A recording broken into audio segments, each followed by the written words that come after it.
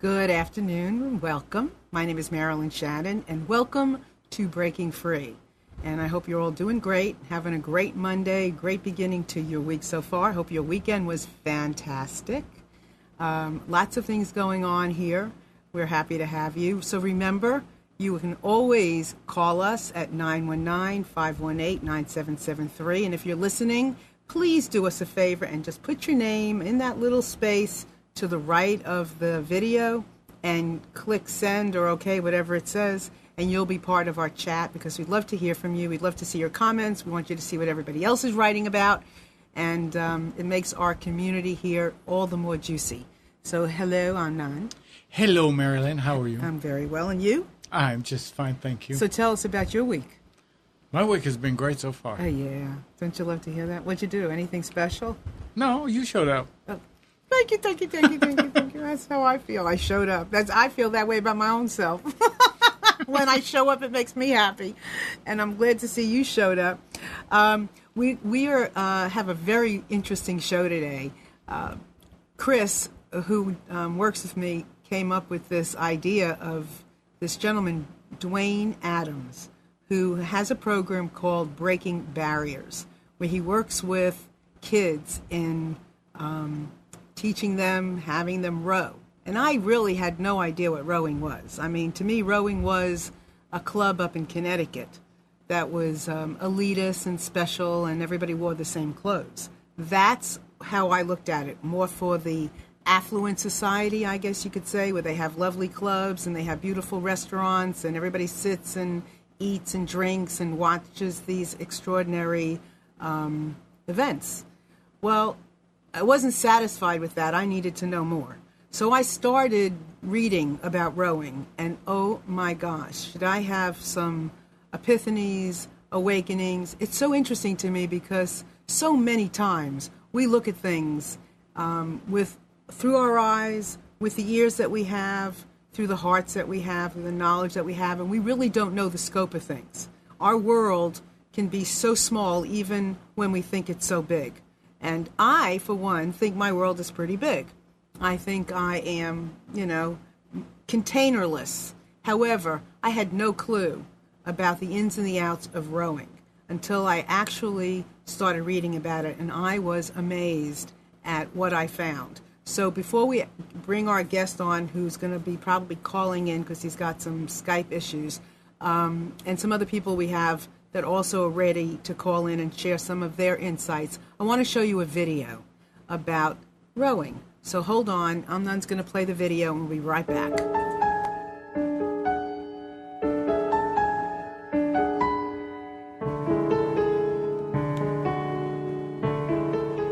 Rowing is like a puzzle. It's a kinetic puzzle, so you have to put all the pieces of the puzzle together and you have to do it over and over again. If you're not getting it right, it doesn't matter how hard you're rowing, you're not going to make the boat move. There's so many of life's experiences that can be encapsulated in sports. Not just the winning and losing, but the helping someone else, seeing someone else do something extraordinary. The image of the sport is that it's a blue blood sport, so a lot of people who don't fit into that category don't think they would be welcome. Boathouses don't have a welcome mat. If I row here at Boathouse Row, that's my world view, and that's what I know, and that's who I see. If we can get minorities involved in the sport now at a young age, each Olympic year we would have some qualified athletes to perform in those races. And I feel that that's what we can do. But until Boathouse Row and other organizations around the country start to see change, that won't happen.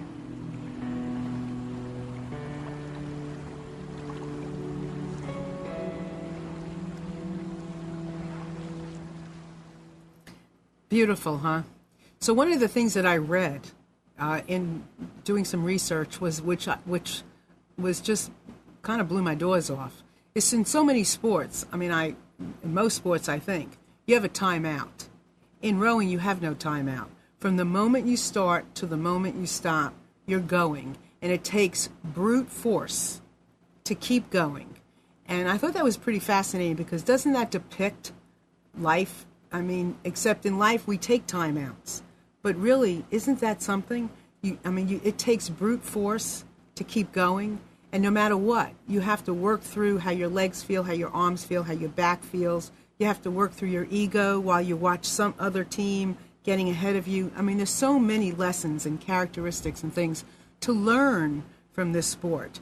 I know Dwayne is having some issues, and I think, Faith, if you're listening, this might be a great time to call in, because I know that you run a program in Delaware. So if you're listening to us now and you are available to call in, go ahead and do so. That's 919-518-9773. Faith runs a program in Delaware that she's been doing for, I believe, over 20 years. Let's see. Are we connected now? Hello? Hello, this is Faith. Hey, Faith, how are you doing? Okay. Faith, you're not only a rower, but you're a good listener. Thank you for coming on. So tell our listeners what exactly you do. I'm the executive director of a youth rowing program. And what we do is basically teach youngsters from starting at age 10, all the way up to age 18 to row. And these kids come from all walks of life, all areas. We have kids who are on food stamps and kids who are the children of millionaires. And they all row in the boat together. One of the beautiful things about rowing is the teamwork and the self-discipline that it takes, the responsibility it takes to work out together. We have normally about 70 kids in our program. They all learn to work together. They work very, very hard. Just what you said a little while ago about the amount of effort that they have to put in. But the nice thing about rowing, we start the kids very early in our summer camps called Row For It. And those camps are for kids 10 to 13. It's in the summer. They row for a couple hours a day for 3 weeks. And I'd say 70% of the kids in the camps do not pay anything for this. We try very hard to get donations and funders to give us money so that we can operate the camps. And then kids who really enjoy it come out in the fall. It's an after-school sport. But unlike many sports where you row for your school, ours is a club. There are a lot of clubs in the United States. The West Coast basically has most of the programs are clubs. And these kids come at 3:30 and they row until 6, 5 days a week and Saturday morning. They row all fall until it gets too cold. Then they work out in the winter if they like, indoors. And then they're on the water again in the spring. Faith, tell me, so for you, what is the fascination and the connection to this that you have? Why rowing?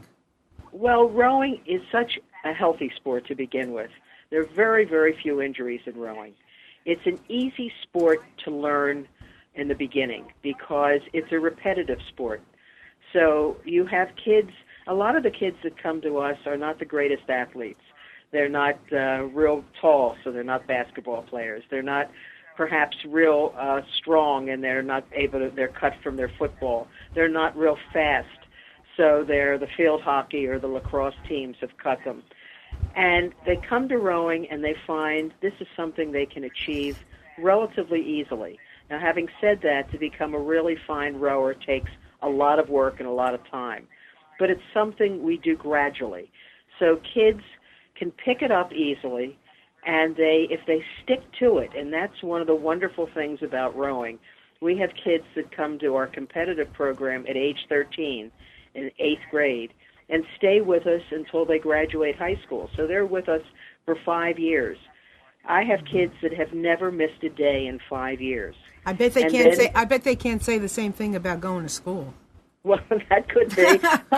Hopefully, actually, over 90% of our kids have gone off to college. So, and rowing helps because rowing is a very big and popular sport on college campuses.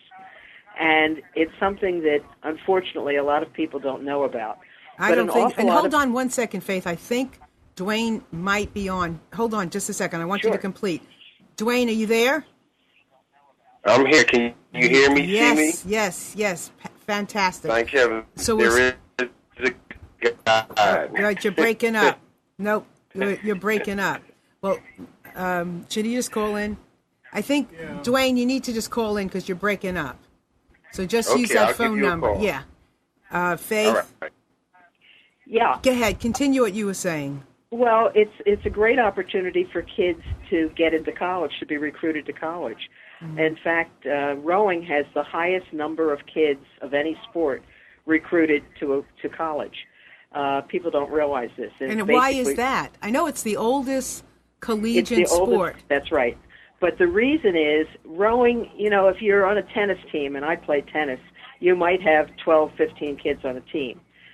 If you have a rowing team, most colleges can have as many, if you're talking about girls and guys, lightweight and heavyweight, you might have 150, 180 kids on a crew.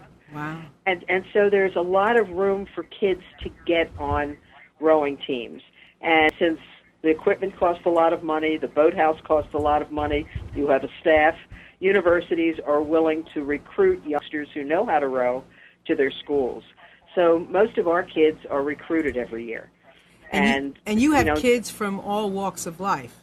We have kids literally who are on food stamps, who live in pretty dreadful areas, who by our standards and what is said to us by people in the system are considered at risk because of the neighborhoods they live in. And these kids are actively pursuing this and then go off to college. Wow. And if I could say one thing that absolutely drives me crazy, we would have a lot more African-American kids rowing in this country if it wasn't for their friends who look at them and say, why in the world are you in that type of sport? That's not our sport. It's not basketball. It's not football. I hear this all the time. I hear it from parents who come to me, and I hear it from the kids themselves, some of whom we've had some wonderful rowers who were with us for 2 or 3 years and then quit because they said they couldn't stand the comments from their friends who made fun of them and degraded them. Interesting. So it's so interesting because we do the same thing in our everyday life as well. We quit based on what other people tell us. And that's right. So hold on just a second, Faith. Don't go anywhere. Is Dwayne, are you on the line? Yes, I am. Can you hear me better? Yes, I can. So welcome, Dwayne. Yay, Dwayne made it. How are you, Dwayne? I'm fine. Thank you for having me. Sorry about the internet problem. No, that's quite all right. So I want to explain, or let Faith kind of explain. You and Dwayne connected how? We've had our program is almost 25 years old, and Dwayne's program is a little younger than ours. But he found out about us. We go up to Boathouse Row in Philadelphia to row, and we connected, and we found we were very similar. We both had the same goals in mind as far as getting kids into rowing, and he's done a wonderful job in Philadelphia. Okay, so don't go anywhere, Faith. You're good, right? You can stay on with us? Sure, I'm fine. Perfect. Dwayne, welcome. Yes. So tell everybody who you are and about your breaking barriers. Well, my name is Dwayne Adams. I'm a former world champion rowing in the adapted division. Because of my visual disability that happened in an accident back in 1998, I was a innocent shooting victim where I took a stray bullet sitting on my mother's steps. The bullet entered my left eye and went across my face and is currently lies behind my right eye. So I have partial sight in the right eye, a prosthetic in the left with no sense of smell. And during my rehabilitation after I was released from the hospital, someone told me about the sport of rowing. I went down to the adaptive program, which is on the west side of the river on Boathouse Row, and rowed about a mile. I loved rowing. It was just a natural for me. And from there, I just continued to get better, winning races, some second places, mostly first because my drive to win. And when I had the opportunity to try out for the U.S. National Adaptive Team, I did. Made the team for 3 years in a row, and one of those 3 years, we came back with a bronze medal. So you could row with, do you have one eye? Yes, well, I'm not sure if Faith mentioned it, but, in this sport, you're going reverse. so it's not like you see where you're going exactly. Once you learn the technique and the correct skills of rowing, it's basically just rowing backwards. So no vision is necessarily really needed. So even for some of the coaches, some of the trainers is close your eyes. And why is that? Explain that to me. Why is that? Well, I did hear when Spade mentioned about how great the sport is. And if you look at the sport and how we're rowing in the boats, we are going backwards. The position, a quick position of how you're rowing is legs, back, and then arms. If you do it out of any of that form or technique, you'll alter the boat. The boat can easily be altered by any body movements, raising the hands too high, too low. So when you're doing the correct form, the boat will go straight on top of the rudder that you have in there, or if you have a coxswain, something to steer the boat. And with that being said, you really don't have to look backwards. Only every so often, who's ever in the bow see to direct where the boat is going. Let me also add something. In the bigger boats, and in our program, we row mainly fours, that's 4 rowers, and a coxswain, or 8s, which is 8 rowers and a coxswain in one boat. And the 8 is 60 feet long. They have a coxswain is the only person that really sees where you're going. They're steering the boat, and they're giving the commands. Everybody else is rowing, is sitting facing them. So they're actually rowing backwards. The person, the coxswain, is the only one who can steer the boat and tell where the boat is going. So, Faith, you actually also are a rower? Actually, I'm the only person in my family that's never rowed. Never rowed? No, I've run this for nearly 25 years. I can tell you a good rower from a poor rower. I do erg, which is using the rowing machine, the ergometer, but I am not on the water. Interesting. I can't sing, but I can sure hear when something's out of note. You know, is somebody else calling in? Okay, hold on to the two of you. I have somebody else calling in. Hello. Hello. Yes. Whoever's calling in now, if you could just walk away from the computer or turn down the computer, because we'll have a hard time hearing you. Yes, I have. Sorry about that. That's okay. Now who are you? I'm Unique. I was told by Dwayne to call in at the moment. So. Good. And what do you do, Unique? I was part of the Breaking Barriers team back when I was in high school, but I'm currently in college at the moment. Good for you. Well, welcome. So what was it like for you? It was great. I was actually pretty excited to be a part of the team, and I was very excited that I was shown to a sport that I never really known about, actually, and I'm happy that Dwayne chose to come out and speak to us about it. So what did you gain from being part of this? What did this do for you in your life? Well, for me, I talk about rowing like all the time now because I feel as though everybody should become a rower, although I don't currently do it right now. But for me, it has definitely gave me a sense of teamwork and how to be a leader and to be calmer in different situations and just how to be a good team leader, actually. And let me ask you something. I mean, you may not know why, but because you're part of the rowing team, but why this and not something else? Not football, basketball, volleyball. Why did this help you accomplish that, whereas some other sport may not have? What's the difference for you? What was the difference? Yes. I mean, the difference was I like new challenges. So, like, I have done other sports. Like, I've done volleyball. You know, I've done other sports. But, like, being a part of something that I never knew that I could do, it was kind of different.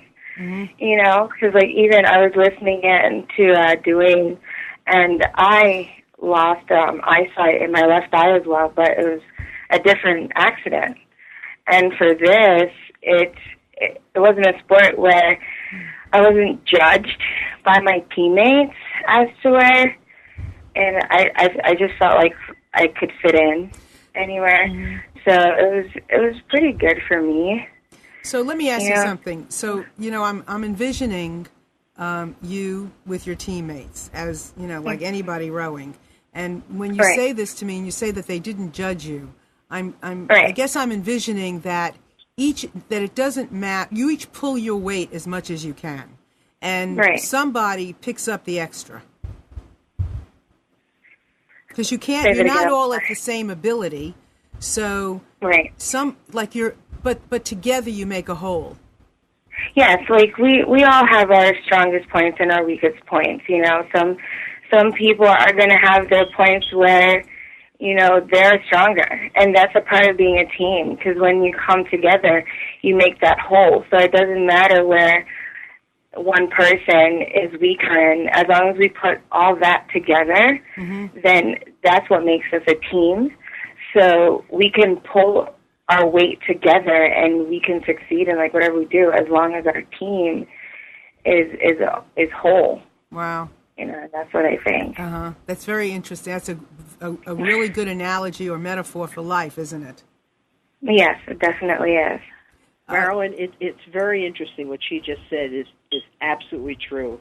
We found kids who have told us that every sport has a star. They have the one person, the great basketball player, the great football player that everybody feeds off of. In a boat, in a crew, everyone is basically equal. No one knows who pulls a little harder or is having a little difficulty. It's the team. It's the boat that wins. It's not one individual. And it really helps self-esteem. It helps the kids understand how important it is to work together. The team wins, not that one star pulling everybody else. Yeah, I love that. And I think, and you think to yourself, or at least I'm thinking to myself, and I hope other people out there are doing the same thing, is if you can do it in a boat, you can do it anywhere. And that's how it should be, because if you can win that way, if that's the only way to win, can you only imagine how we could handle our life if we just come together and do it? That's right. Good. So that's a good point. Hold on. Dwayne, did you have anything to add to that? Well, Unique, it was good hearing from you. You're always welcome back. Okay. Unique, so you're in college now, honey? Yes, I am. And what are you majoring in, or what are you doing? I'm doing criminal justice and psychology. I want to go to law school. Good for you. And what did you always want to do that?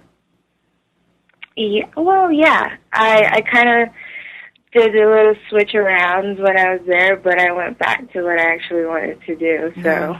So, would you have been considered an inner city kid? Yeah. You were? Yes. Mm-hmm. I live in Philadelphia. I'm originally from Jamaica, but I moved here. So. Mm-hmm. And did you maintain a lot of friendships from the team as well? Yeah, I have. Mm-hmm. I can say I definitely have, because most of the kids that I did row with, they were from my school, and we're still friends up till today. So. Terrific. I guess that's one sport where they really do watch your back. Yeah. And one of the things that I've learned from listening to Dwayne also was, just the regular things like the exercise and nutrition. Was that was something you got from this as well?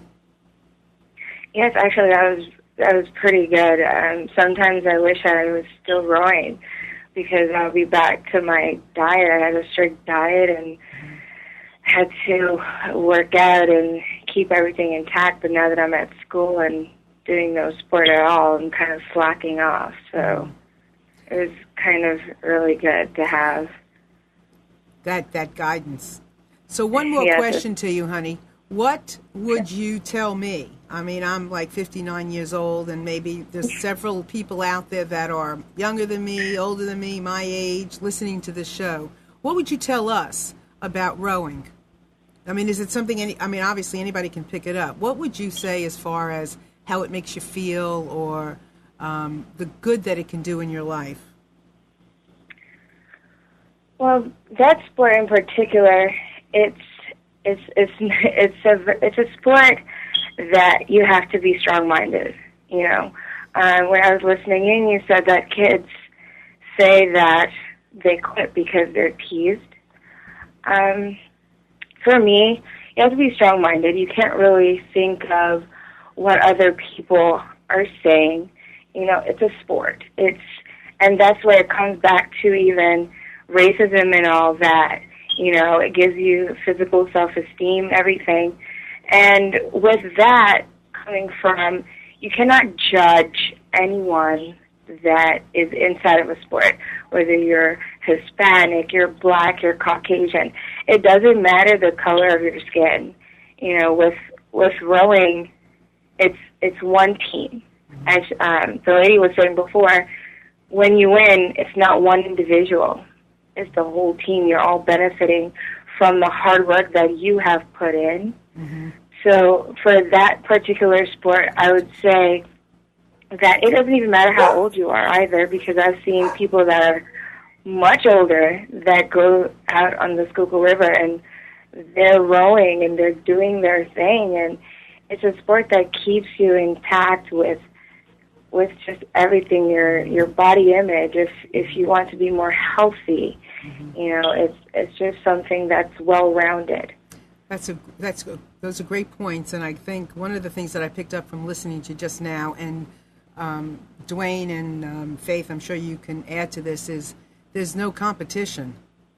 It's not that you're better than somebody or somebody's not. I mean, it doesn't matter. When you row, you're one. Right. And and it doesn't matter who you are, or you're just one, and there's no competition. Correct.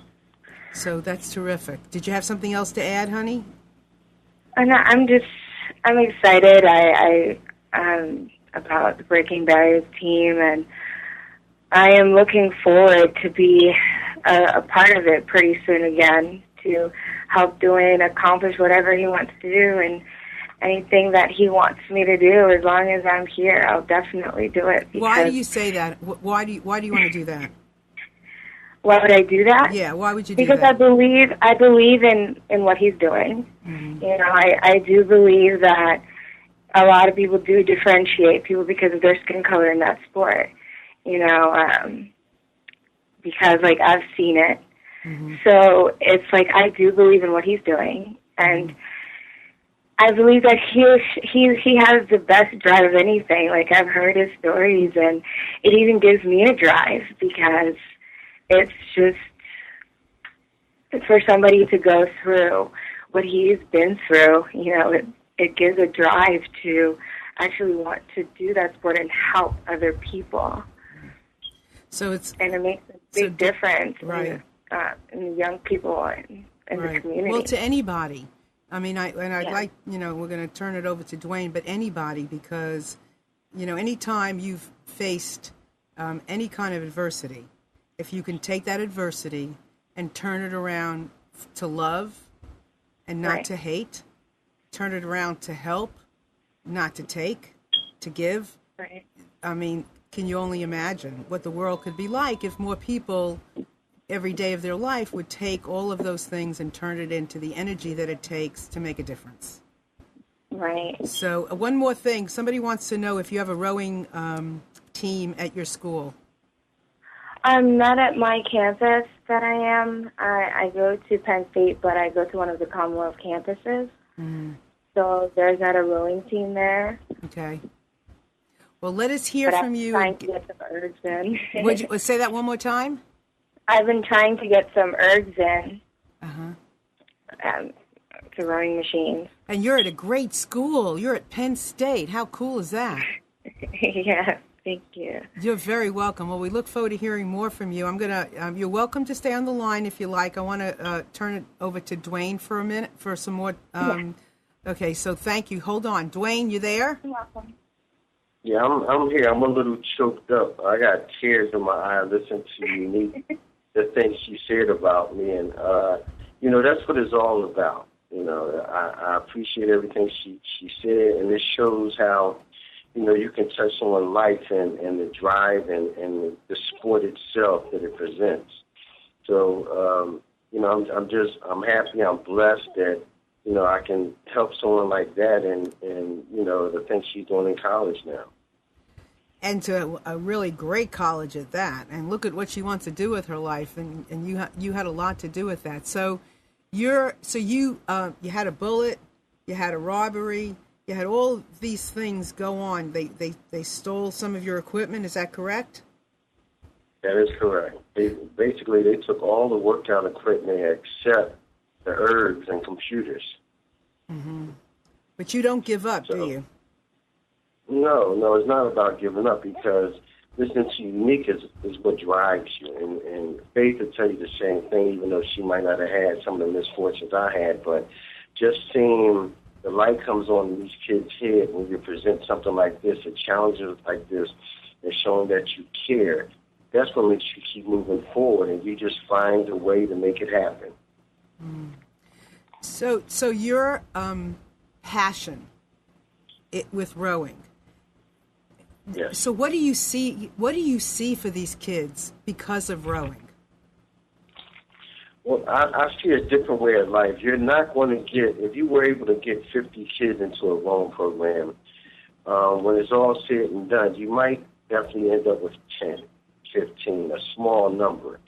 But the things they pour out of this is what's more rewarding. So if you can get a kid who was on the street thinking negative and thinking there's no future for them, you get them rowing. Now they're thinking healthy about their bodies, about staying in shape, not doing drugs, smoking, violence.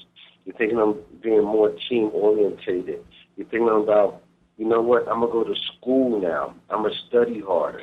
I'm going to be more of a better student. You know, I'm graduating from school. I'm thinking about college. If we can get them to those steps there, Breaking Barriers and myself have done what we need to do. So you focus on... Continue to row, that would be better. And so you focus on, in order for, you work with these kids in nutrition, right? Yes. So you're giving them a full, well-rounded education on health and well-being. And they want it. They hear it, they know it's right, and they want it. Is that correct? That is correct. So what kinds of success stories do you have? What kind of success stories can you share from any of the kids? Well, go ahead. Well, Unique was talking about staying in touch with some of her teammates on Breaking Barriers, and there was one young man, Kobe. Kobe was probably 5'4", a little chubby kid, and they had him down a boat one time where he ran the boat. I think he went almost. He ended up in the dock one time, docking the boat. He almost hit the support of the bridge, and the three young ladies in the boat with him wanted to take oars off and smack him in the head because he wasn't able to bow the boat. But Kobe left and went to the Valley Forge Military Academy. And when I saw Kobe, he says, "Coach, I want you to bring the program up to Valley Forge." And I'm like, "Wait a minute, do I know you?" He said, "It's Kobe." Kobe now is probably 6'1", with very little body fat on him at all. And he tells everyone up at Valley Forge, he got this way from Breaking Barriers, and I want to bring them up to Valley Forge Military Academy to start a program up here. That's fabulous. That's now, impressive. Kobe comes from a single family home. It's just his mother, his younger sister, and himself.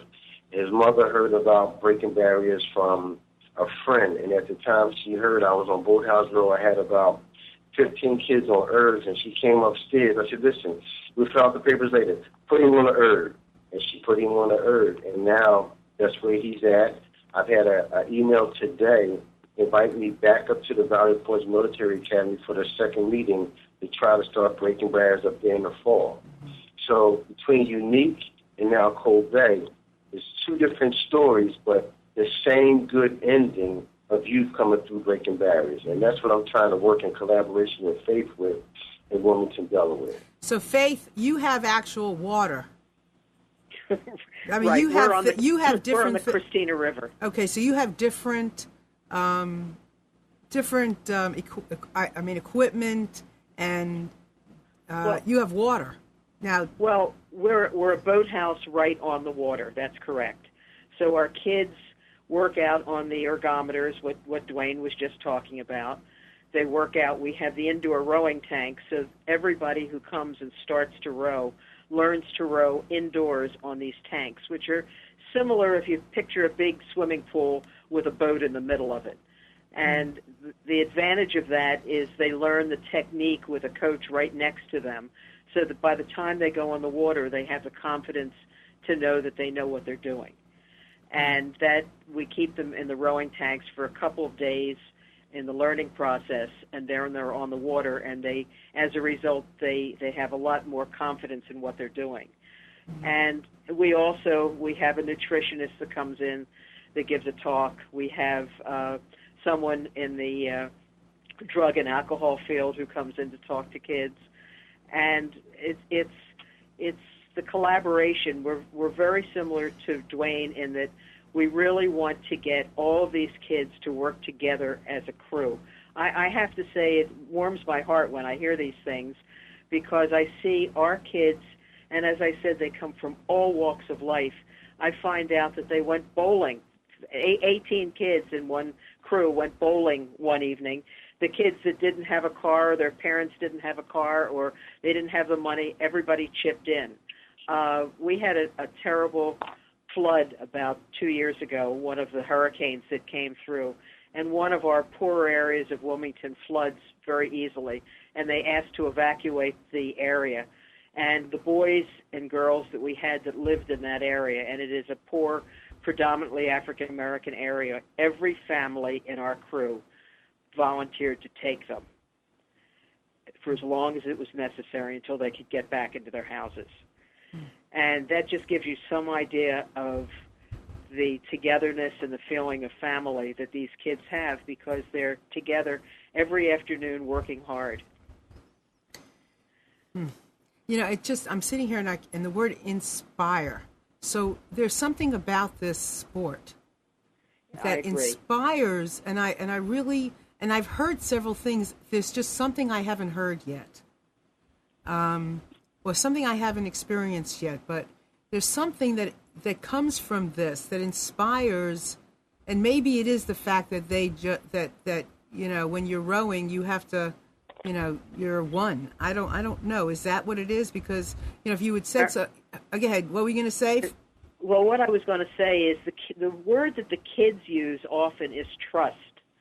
They learn when they're in the boat, if they're working hard, to trust that everybody else is working just as hard. Ah. And so there is this bond that forms, because at the end of a race sometimes, as you said, there's no timeout or anything. At the end of a race, they're exhausted. And you see them sort of hanging over, catching their breath. And they look, and everybody else in the boat should be exhausted too, because they've all put out every ounce of effort that they can. And this is something that binds the kids together. They trust one another. They know they can depend on one another, and that they know that normally there's no one show-off or one, you know, terrific person. If the boat wins, everybody gets a medal. If it loses, they don't. But they feel good if they've really worked hard and the boat has moved well. They feel very good whether they win a medal or not. You know, that's a beautiful, you know, out of the mouths of Babe, I was going to say, when you said that about trust, because I think the kids really nailed it. That's exactly what I was looking for. I was looking for that piece, and that's just so well said.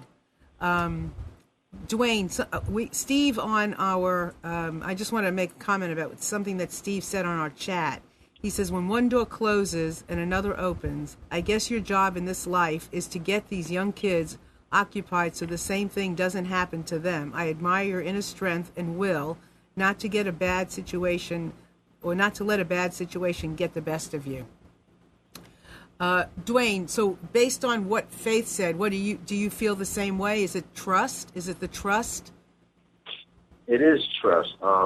Here's another story for you. When I first started breaking barriers, I was working with an organization called The Bridge in Philadelphia. And these are young men who are in a program for maybe 6 months, and they're in there because they're kicked out of all types of public schools. because of drugs, fighting, rape, whatever it might be. So I went there to work with the kids because they tried to bridge the kids back over to a good way of life, and they thought breaking bad would be a good connection. So when I first got with the young men, they were very wild. They didn't listen, and within a month's time, you could see a slow change in them. So I would normally go through to their facility, take pictures, show them videos of rowing, and talk. And one Hispanic young man told me that if he seen this black kid outside, he would kill him. And I asked him why. He said, because I don't like him. I said, why? He said, because I don't like him. So the end of that week, we was on a little race. We rowed in quads, which is 4 rowers. And when we raced, each team, I put the 2 gentlemen in the boat together. Don't ask me why. Something told me to do this. So they raced. In the first 2 races, they split a race apiece. The last race, they tied. So we're outside of Boathouse Row, which is well-trafficked, rowers, joggers, everyone else. The black kid is huffing and puffing because he's exhausted from the race. And I see the Hispanic kid walking up on him. And the first thing I'm thinking is, oh, my goodness, in the news there'll be kid killed another kid on Boathouse Row, a member of Breaking Barriers, yada, yada, yada. Well, the kid walked up to the black kid, put his arm on his shoulder. When the kid turned around, he said, listen, man, I got your back next time. We're going to beat them next time.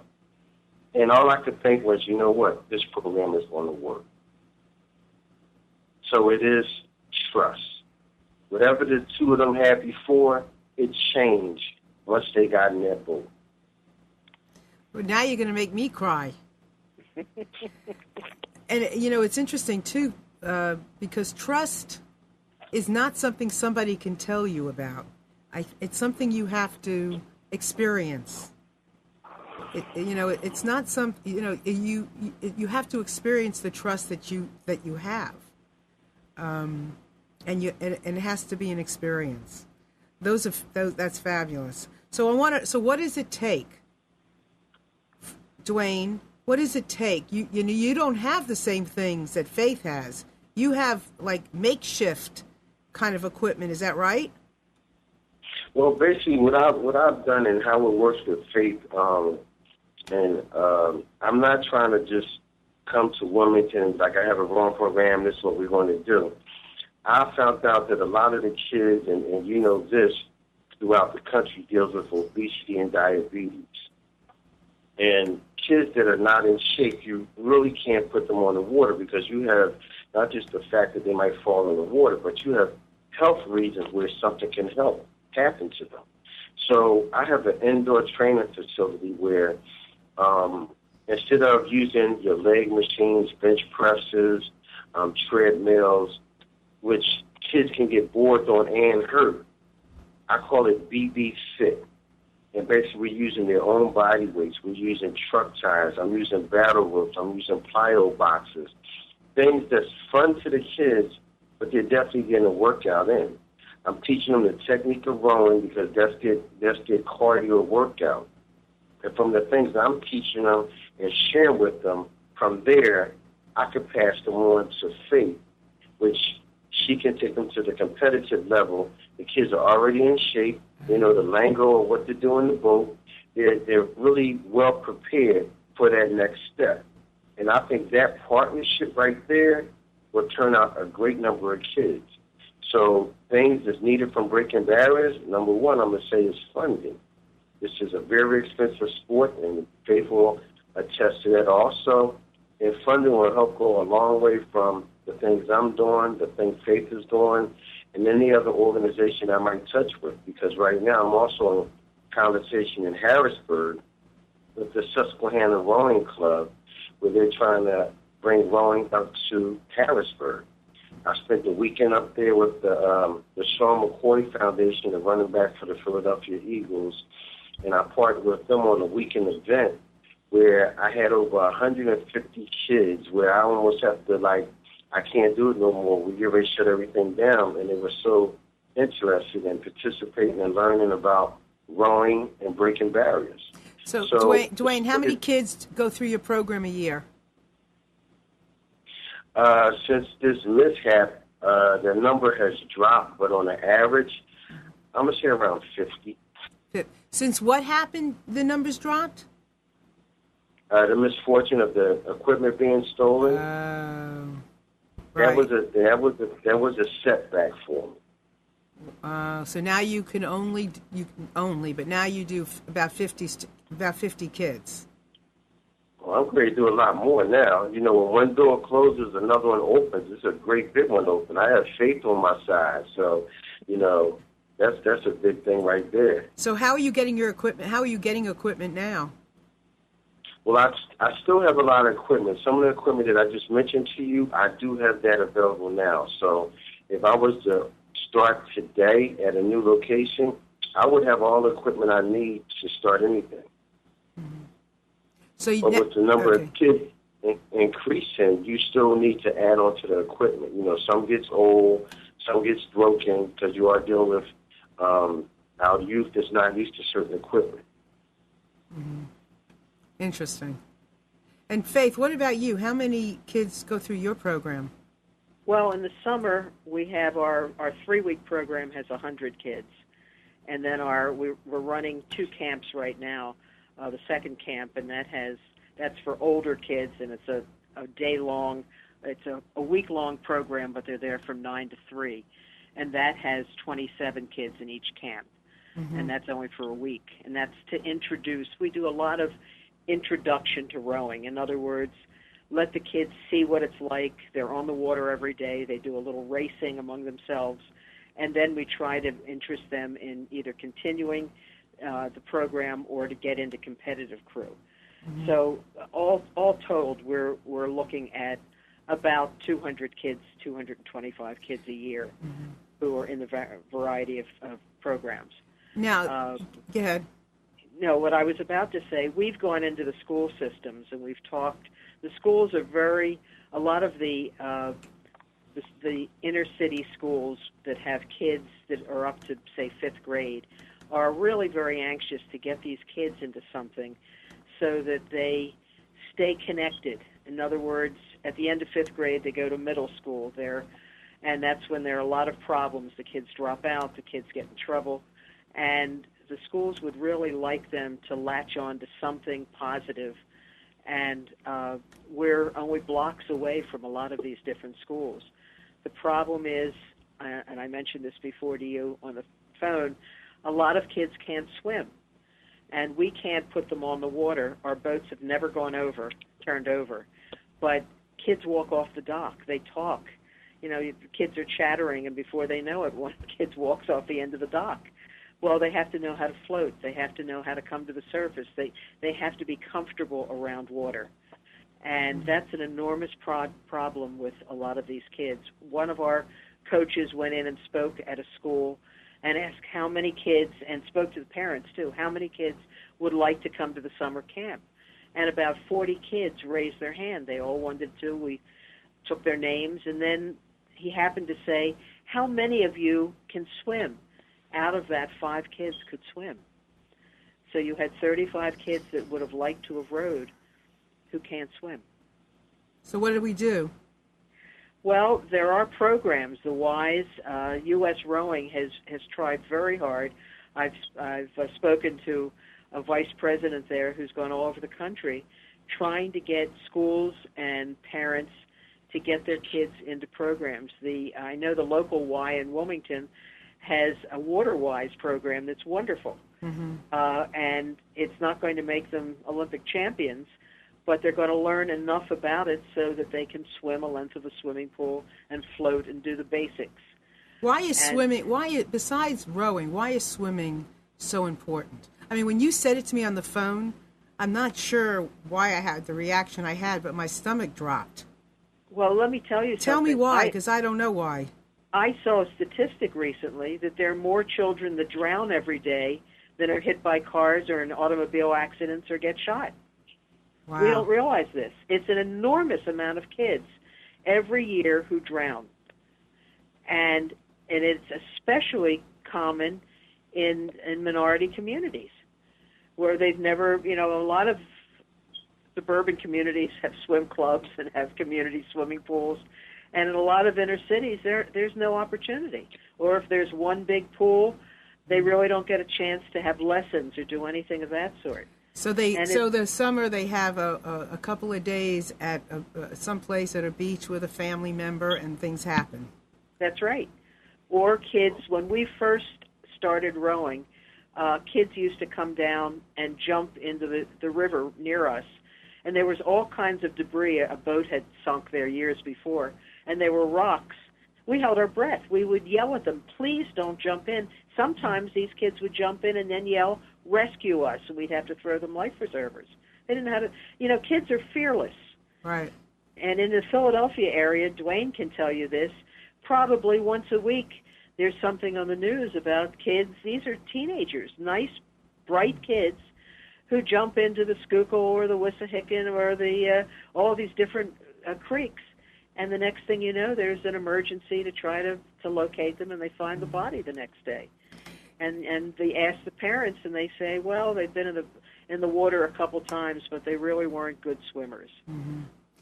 And see, a lot of that is also from when they're in these neighborhood pools, they can touch the bottom. So when they jump in these rivers and creeks and lakes, they're not thinking about that. That's not one of the thoughts. You just think about cooling off or having fun or something like that. And another thing that's in the city, a lot of the kids who's not able to swim, it's kind of handed down from their parents. Because if you know this, a lot of the parents don't swim, but they don't take the kids to learn to swim. You have a very small number that does teach their kids to swim, but the majority of them don't. So it's handed down from generation to generation where they just don't learn to swim. And a sport like this comes along, that's your disadvantage for them. Susiani on our chat says it happens. The same thing is happening where she lives in the waters of Niagara Falls and Buffalo. The inner city kids are jumping in the water to cool off, and oh my God, and then rescues and tragedies every summer. We are almost out of time, so I want to make sure that you tell us what you need. So why don't you start, Faith? Is there anything you need? We always need equipment as far as boats are concerned, and unfortunately boats are very expensive. So how does somebody find you? How do they find you? Well, we are Wilmington Youth Rowing Association, and you can do it easily by WYRA. We're called WYRA. And it's 500 East Front Street, Wilmington, Delaware. Easiest way is to go on www.wyra.org. O-R-G. That's our website. You can learn loads about us.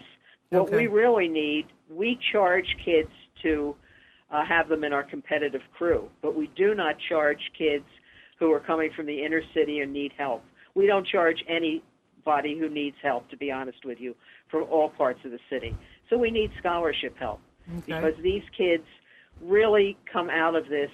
Our kids have gone to 80 different colleges all through the United States, and it's given them self-esteem and sense of dignity and responsibility and trust, but it does cost money to operate a program like this.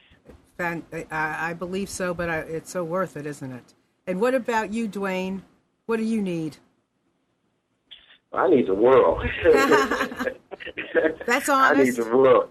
I need similar to what Faith said. I really don't need boats because, like I said, I'm depending more on the indoor training.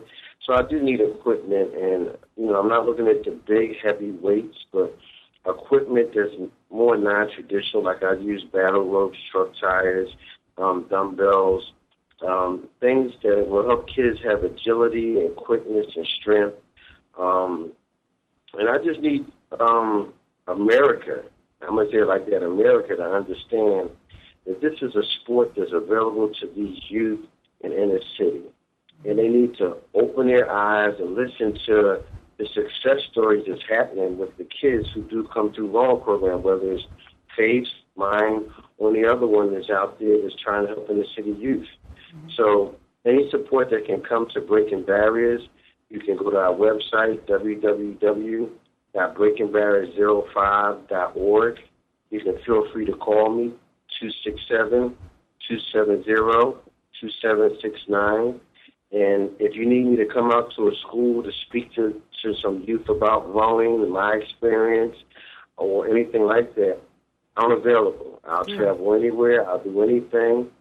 If it helps put more tears in my eyes for success stories, I'm available to make it happen. Cool.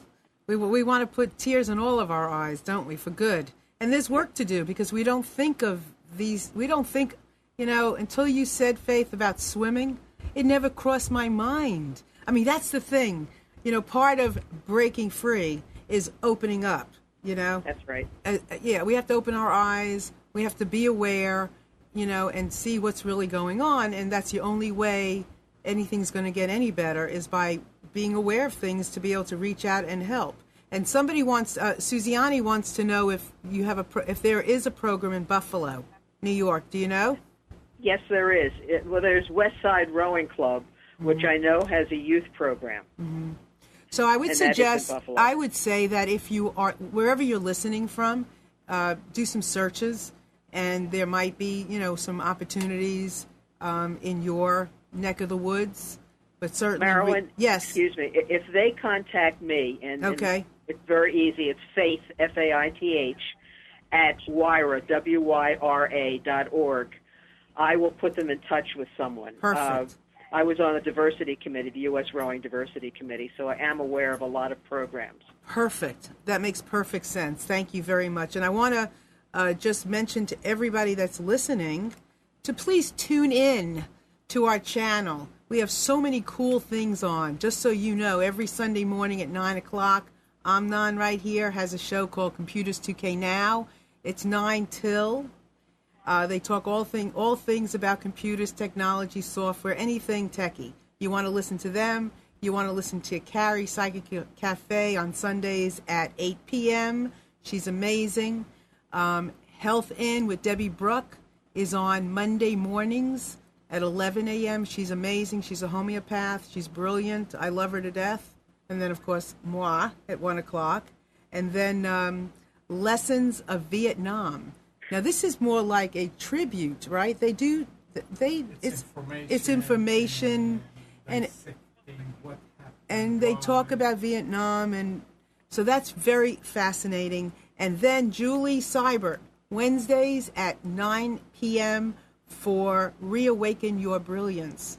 Our shows have meaning and depth, so tune in anytime. If you have any questions, just give me a holler. And obviously, I do also have my own private coaching practice where I see children, teens, families, couples, businesses, anybody, whether it's Skype, in person, on the phone. And then I also am available for speaking gigs. I love to motivate. And with that, Dwayne, a final word from you? Well, I want to thank the Breaking Free Show for having me on here. I want to thank Faith for calling in. It shows you a good collaboration right there. And any young person out there that's listening to this show, or the parent that's listening to this show, call into the show, call Faith, call myself to learn more on how things can help, if not your kids, someone in your community. Terrific. Thank you very much for that. And Faith, what about you? Any final words? I just echo exactly what Dwayne said, and thank you very much. This was a wonderful opportunity. You have a lot of listeners, and I hope a lot of them understand the wonders of rowing. It's a terrific sport for everybody, but especially for kids.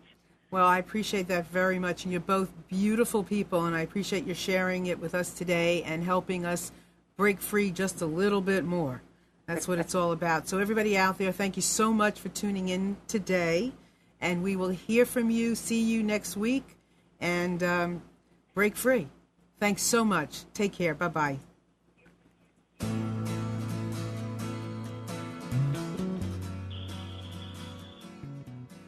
You are tuned to the Nissan Communications Network. Our weekly lineup of call-in programs includes Computers 2K Now with Amnon Nissan, Sundays, 9 a.m. till noon. Carrie's Psychic Cafe with Carrie Silkowski, Sundays, 8 till 9 p.m. Health In with Debbie Brooke, Mondays, 11 a.m. till noon. Breaking Free with Marilyn Shannon, Mondays, 1 till 2 p.m. Lessons of Vietnam with NCVVI members the second and fourth Wednesday of each month from 7:30 till 8:30 p.m. Reawaken Your Brilliance with Julie Seibert, Wednesdays, 9 till 10 p.m. And if you tuned in too late, you can always watch each program in its entirety or download an MP3 audio file of it at www.nissancommunications.com. Sponsored by ThatVidBlasterGuy.com, CarolinaApparel.com, and DeltaForce.net.